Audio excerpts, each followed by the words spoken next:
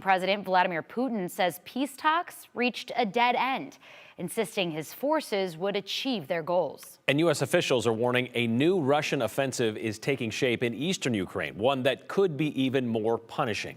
And that's why Ukrainians are leaving the war back home and relocating everywhere across the world, some even right here in Idaho. A lot of them don't know what's next. They're arriving under a status called humanitarian parole, which is different than the official refugee status because it's only used for people escaping immediate danger. And while a war-torn country can certainly be considered under that umbrella, Andrew Bartline learned this humanitarian parole has limitations. Yeah, we talked with Ivan Oshurko, and he and his family left Ukraine just 2 days after the Russian invasion started. Ultimately, they landed here in Boise. It's now a scramble to find housing, work, and transportation, all to take care of his family.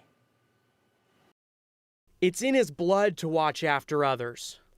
We have a saying in Ukraine, when there's an alarm, you turn your face to God. Putting his trust in God, Ivan Oshurko left his home country of Ukraine to protect his family from war. They found refuge in Poland before entering the United States on humanitarian parole. Ivan landed in the U.S. on March 23rd with almost nothing except for his family and their legal documents. I lived all my life in Ukraine. I built a house there. I worked there all my life. My parents have 15 children, and so right now we are all over the place.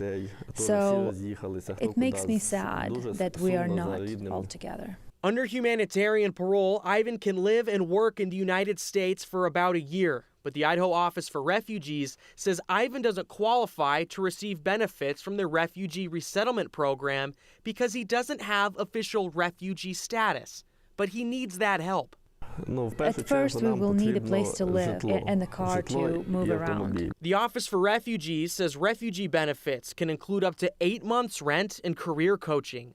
Ivan has to rely on the goodwill of those around him to get similar help. We never thought that our life will be this way, that it will make this kind of a turn.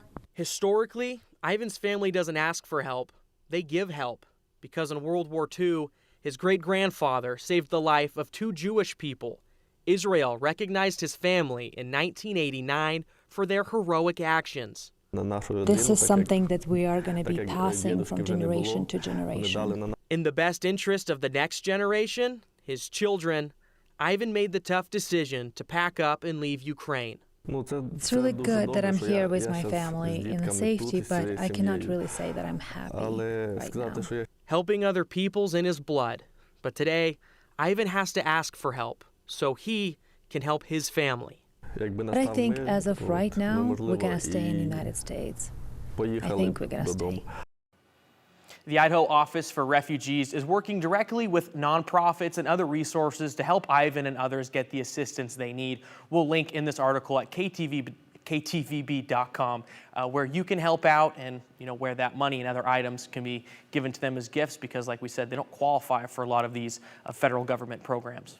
It's so powerful and makes it all the more real, as we were just saying, to hear from these people and know that they're here in our state. Yeah, and knowing that they made that decision, why they made that decision. But then, as you said, now what? They get to a place where they know nobody without resources. Yeah, Andrew Bartline, great story.